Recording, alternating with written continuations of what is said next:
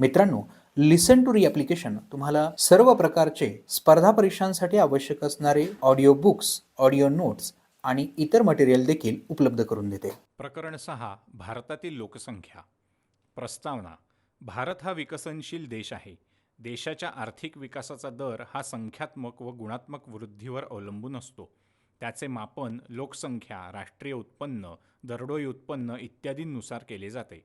लोकसंख्या म्हणजे लोकांची संख्या, जी एका ठराविक कालावधीसाठी एका विशिष्ट भागात वास्तव्य करते. भारताची लोकसंख्या प्रत्येक 10 वर्षांनी दशकाच्या शेवटी मोजली जाते. 2011च्या जनगणनेनुसार भारताची लोकसंख्या 121.02 कोटी होती. लोकसंख्या वाढीबाबत चीननंतर भारताचा दुसरा क्रमांक लागतो.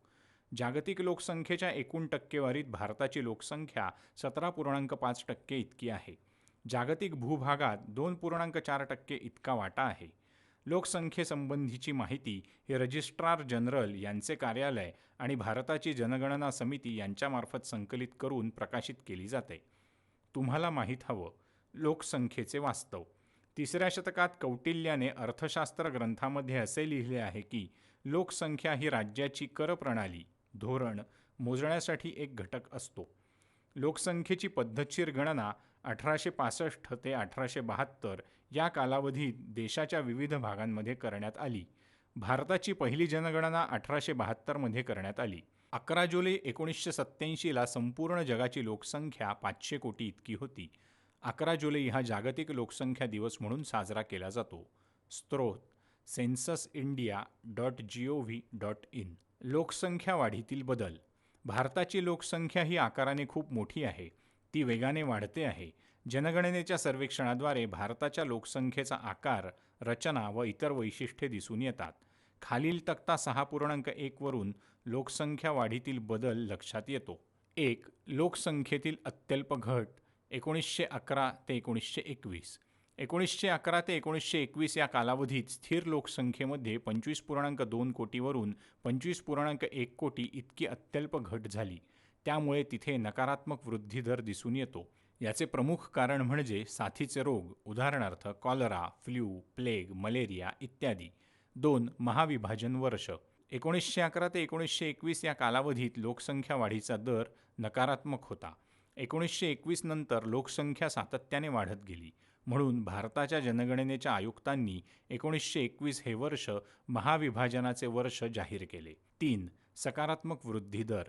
1931 ते 1941 भारताचा वार्षिक वृद्धी दर जवळपास 1 ते 1.3% इतका नोंदवण्यात आला. 4. लोकसंख्येत सुधारित वाढ 1951च्या पुढे. 1951 ते 1971 या काळातील कालावधीवरून लोकसंख्या 36.1 कोटी ते 54.8 कोटी इतकी वाढली. स्वातंत्र्यानंतर लोकसंख्येत प्रचंड प्रमाणात वाढ झालेली दिसून येते. 5. लोकसंख्येचा विस्फोट 1971 ते 2001 या कालावधीत भारताने लोकसंख्येचा विस्फोट अनुभवला. कारण या 3 दशकात लोकसंख्या वाढीचा वार्षिक दर हा प्रतिवर्षी 2%हून अधिक होता. 6. लोकसंख्या वृद्धी दरात घट 2001 ते 2011 लोकसंख्येच्या वृद्धी दरात घट झाल्याचे दिसून येत आहे. कारण ही घट 2001 मध्ये 1.9% तर 2011 मध्ये 1.4% इतकी आहे. यावरून हा सरासरी वार्षिक वृद्धी दर कमी होताना दिसून येत आहे. लोकसंख्या वाढीचे सिद्धांत. 1. माल्सचा लोकसंख्या वाढीचा सिद्धांत. थॉमस रॉबर्ट माल्स यांनी 1798 मध्ये an essay on the principle of population आणि 1803 मध्ये लिहिलेल्या सुधारित आवृत्तीत काही उपाय सुचवले. माल्सच्या सिद्धांतानुसार लोकसंख्या ही भूमितीय गतीने वाढते 2, 4, 8, 16, 32, 64. परंतु अन्नधान्याचा पुरवठा हा गणितीय गतीने वाढतो 1, 2, 3, 4, 5, 6, 7, 8, 9. यामुळे लोकसंख्या व अन्नपुरवठा यामध्ये असमतोल निर्माण होतो. हा असमतोल उशिरा विवाह, नैतिक संयम यासारख्या प्रतिबंधक उपायांनी कमी करता येऊ शकतो. माल्सने सकारात्मक किंवा नैसर्गिक नियंत्रणाची ही संकल्पना सांगितली. नैसर्गिक आपत्तीमुळे ही अतिरिक्त लोकसंख्या कमी होऊ शकते आणि या असमतोलावर नियंत्रण आणता येते. तथापि हे प्रतिबंधात्मक उपाय हे स्त्री व पुरुष या दोघांवर अवलंबून असतात. आमचे असेच ऑडिओ लेक्चर ऐकत राहण्यासाठी तुम्ही या ऑडिओसोबतच्या लिंकवर क्लिक करून प्ले स्टोअरवरून आपले ॲप्लिकेशन डाउनलोड करू शकता. लोकसंख्या वाढी संबंधित संकल्पना. 1. जन्मदर. जन्मदर म्हणजे एका वर्षात प्रति 1000 लोकसंख्येमागे जन्माला आलेल्या बालकांची संख्या होय. यालाच जनन दर असेही म्हणतात. 2. मृत्यूदर. मृत्यूदर म्हणजे एका वर्षात प्रति 1000 लोकसंख्येमागे मृत्यू पावलेल्या व्यक्तींची संख्या होय. यालाच मर्त्यता दर असेही म्हणतात. 3. जीवित प्रमाण दर. जन्मदर व मृत्यूदर यांच्यातील फरक म्हणजे जगण्याचा दर किंवा जीवित प्रमाण दर होय. हा दर लोकसंख्येतील खरी वाढ दर्शवतो. जीवित प्रमाण दर बरोबर जन्मदर उणे मृत्यूदर. 2. लोकसंख्या संक्रमणाचा सिद्धांत. A.J. कोल व E.M. हुवर यांनी लोकसंख्या वाढ आणि निम्न उत्पन्न देशातील आर्थिक विकास 1958 या पुस्तकात लोकसंख्या संक्रमणाचा सिद्धांत मांडला. या सिद्धांतानुसार प्रत्येक देश लोकसंख्या संक्रमणाच्या 3 टप्प्यांमधून जातो. या सिद्धांतामध्ये संक्रमण हे उच्च ते निम्न जन्म आणि मृत्यूदर दाखवतो. लोकसंख्या संक्रमणाचे टप्पे. या सिद्धांतात आर्थिक विकास व लोकसंख्येतील वाढ यामधील संबंध 3 टप्प्यांमध्ये स्पष्ट केला आहे. या सिद्धांतानुसार देश आर्थिकदृष्ट्या प्रगत होतो तेव्हा लोकसंख्या 3 टप्प्यांमधून जाते, ती खालीलप्रमाणे. पहिला टप्पा लोकसंख्येतील घटता दर. हा पूर्व औद्योगिक व प्राचीन टप्पा होता. यात जन्मदर व मृत्यूदर दोन्हीचे प्रमाण जास्त होते. म्हणजेच सर्व विकसनशील देश या टप्प्यात होते. सामाजिक व आर्थिक परिस्थितीमुळे लोकसंख्येत कमी वृद्धी झाली. उदाहरणार्थ जास्त प्रमाणात निरक्षरता, अंधविश्वास, दारिद्र्य, रूढीवादी, वैद्यकीय सुविधांचा अभाव इत्यादी. 1921 पूर्वी भारताचा समावेश लोकसंख्या संक्रमण सिद्धांताच्या पहिल्या टप्प्यात होता. दुसरा टप्पा लोकसंख्येतील वाढता दर. औद्योगिकीकरण व आर्थिक विकासाने दुसऱ्या टप्प्याची सुरुवात झाली. आर्थिक विकासामुळे मृत्यूदर झपाट्याने कमी झाला, पण जन्मदर वाढतच राहिला. यामुळे लोकसंख्येचा विस्फोट झाला. भारतासह सर्व विकसनशील देश या दुसऱ्या टप्प्यात होते. भारताची वाटचाल आता तिसऱ्या टप्प्याकडे सुरू झाली आहे. तिसरा टप्पा कमी व स्थिर लोकसंख्या. वाढते औद्योगिकीकरण, शहरीकरण, शिक्षणाचा विस्तार व राहणीमानातील बदल यांमुळे आर्थिक विकासाबरोबरच जन्मदर व मृत्यूदरात घट झाली. सर्व विकसित देश या टप्प्यात होते. लोकसंख्या संक्रमण सिद्धांत खाली दिलेल्या आकृती 6.2 द्वारे स्पष्ट करता येतो. भारतातील लोकसंख्येचा विस्फोट. लोकसंख्येचा विस्फोट ही एक अशी व्यवस्था आहे की लोकसंख्येतील वाढ ही अर्थव्यवस्थेची वृद्धी व विकासापेक्षा वेगाने होते.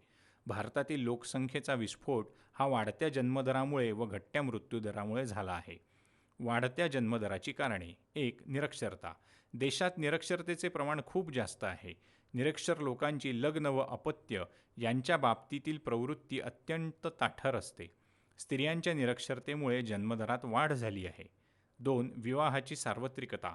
भारतात विवाह म्हणजे धार्मिक व सामाजिक कर्तव्य समजले जाते. शिक्षणाचा विस्तार होऊन सुद्धा लोकांची विवाहाकडे बघण्याची प्रवृत्ती अजूनही बदललेली दिसून येत नाही. 3. विवाहाचे वय. भारतामध्ये इतर देशांच्या तुलनेत लग्नाचे सरासरी वय कमी आहे. स्त्रियांसाठी 18 वर्षे व पुरुषांसाठी 21 वर्षे इतके आहे. कमी वयात विवाह केल्याने जन्मदरात जलद गतीने वाढ दिसून येते. 4. मुलगाच हवा. अजूनही अनेक भारतीय पालकांचा इच्छित पुत्रसंख्या प्राप्त होईपर्यंत मुले जन्माला घालण्याकडे कल असतो. याला मुलासाठीचे सर्वाधिक प्राधान्य असे म्हणतात. मेटा प्राधान्य. 5. संयुक्त कुटुंब पद्धती. कोणा एकावर आर्थिक जबाबदारी नसल्यामुळे एकत्र कुटुंब पद्धतीत जन्मदराचे प्रमाण जास्त असते. 6. शेतीवरील अवलंबित्व. भारतीय शेती मनुष्यबळावर आधारित आहे. त्यामुळे कुटुंबातील अपत्यांची संख्या जेवढी जास्त तेवढी शेतात काम करणाऱ्या व्यक्तींची संख्या वाढते असा समज आहे. 7. दारिद्र्य. गरीब लोकांचा कल मोठ्या कुटुंबाकडे जास्त असतो, कारण जास्त मुलं म्हणजे अधिक उत्पन्न अशी धारणा असते. 8. कुटुंब कल्याण कार्यक्रमाविषयीचे अज्ञान. बहुतांश लोकांना कुटुंब नियोजनाच्या विविध साधनांची माहिती नसते. माहीत करून घ्या. न्यूनतम लोकसंख्या. नैसर्गिक संसाधने लोकसंख्या वाढीपेक्षा जास्त आहेत. अधिकतम लोकसंख्या. लोकसंख्या वाढ नैसर्गिक संसाधनांपेक्षा जास्त आहे. पर्याप्त लोकसंख्या. लोकसंख्या वाढ व उपलब्ध नैसर्गिक संसाधने समान आहेत. मृत्यूदर कमी होण्याची कारणे. 1. वैद्यकीय व आरोग्य सुविधांमधील सुधारणा. वैद्यकीय सोयीसुविधांमध्ये झालेल्या सुधारणांमुळे प्लेग, पटकी, हिवताप, कांजिण्या, क्षयरोग इत्यादी साथीच्या रोगांवर नियंत्रण करण्यात आले आहे. 2. माता मृत्यूदर. काळानुरूप आरोग्य सुविधेमधील सुधारणांमुळे प्रसूतीदरम्यान मृत्यू पावणाऱ्या स्त्रियांचे प्रमाण कमी झाले. 3. बालमृत्यूदरातील घट. चांगल्या वैद्यकीय सुविधांमुळे बालमृत्यूदरात घट झाली आहे. बालमृत्यूदराप्रमाणे 1951 मध्ये दर हजारी 146, 2002 मध्ये दर हजारी 64 आणि 2011 मध्ये दर हजारी 47 इतके कमी झाले आहे. स्त्री शिक्षणाचे प्रमाण वाढल्याने लहान मुलांच्या आरोग्याबाबत जागरूकता निर्माण होऊन बालमृत्यूदरात घट झाली आहे. आमचे असेच ऑडिओ लेक्चर ऐकत राहण्यासाठी तुम्ही या ऑडिओसोबतच्या लिंकवर क्लिक करून प्ले स्टोअरवरून आपले ॲप्लिकेशन डाउनलोड करू शकता. 4. साक्षरतेत झालेली वाढ. उच्च शिक्षणामुळे साक्षरतेच्या प्रमाणात वाढ होऊन राहणीमानाचा दर्जा सुधारतो. शिवाय चांगल्या प्रकारे बालसंगोपन करण्यास मदत होते. शिक्षणामुळे लोकांना अंधश्रद्धा व अज्ञानातून बाहेर पडण्यास मदत झाली आहे. 5. सकस आहार वापर. शिक्षणामुळे आरोग्य व सकस आहार यांबद्दल जागृती निर्माण झाली आहे. मुलांचे कुपोषण व स्त्रियांच्या अस्वास्थ्यामुळे मृत्यूचे प्रमाण जास्त होते.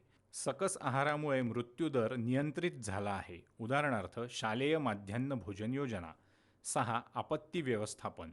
राष्ट्रीय आपत्ती व्यवस्थापन प्राधिकरण NDMA 2005 साली स्थापन झाले.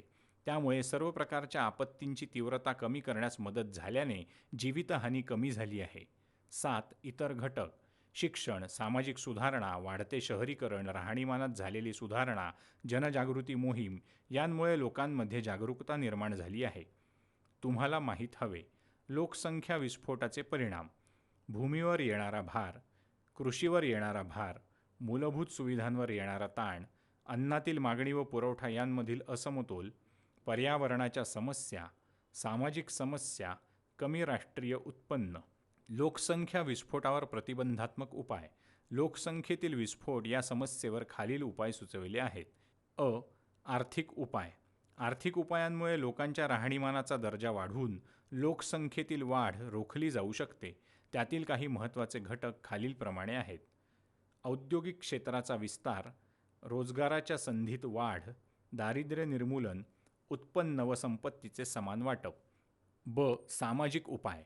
लोकसंख्येतील विस्फोट ही सामाजिक व आर्थिक समस्या असून निरक्षरता, अंधविश्वास, रूढी, परंपरा, महिलांना देण्यात आलेले निम्न स्थान इत्यादींशी संबंधित आहे.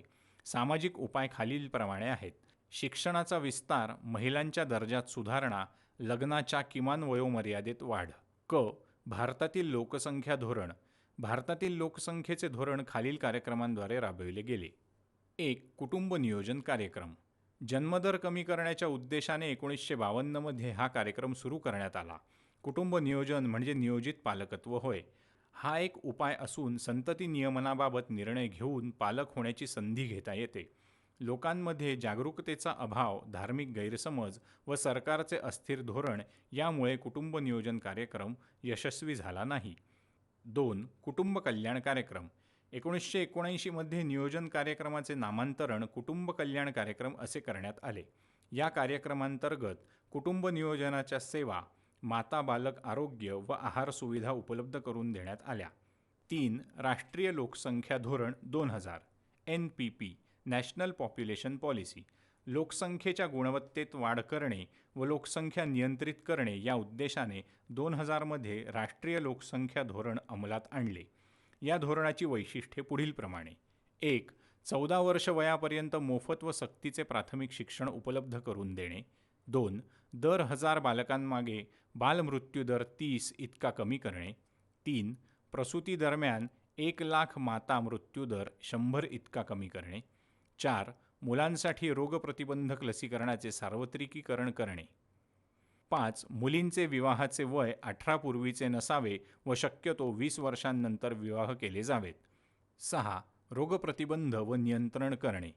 7. 2045 पर्यंत लोकसंख्या वाढीचा दर स्थिर ठेवणे. लोकसंख्या एक मानवी संसाधन. प्रस्तावना. लोकसंख्या हा राष्ट्राचा मौलिक स्रोत आहे. नैसर्गिक देणगी ही तेव्हाच महत्त्वाची असते जेव्हा ती लोकांना खऱ्या अर्थाने उपयुक्त ठरते. उत्पादक लोकसंख्येमुळेच ती संसाधन ठरते. म्हणून मानवी संसाधन हे अंतिम स्रोत संसाधन ठरले आहे. निरोगी, सुशिक्षित, कुशल व प्रेरणादायी लोकांमुळे आवश्यकतेनुसार त्यांचा विकास करतात. जागतिक पातळीवर लोकसंख्येच्या वितरणात असमानता आढळते. शैक्षणिक पातळीत वय व लिंग यांबाबत भिन्नता दिसून येते. त्यांची वैशिष्ट्ये देखील सतत बदलत असतात.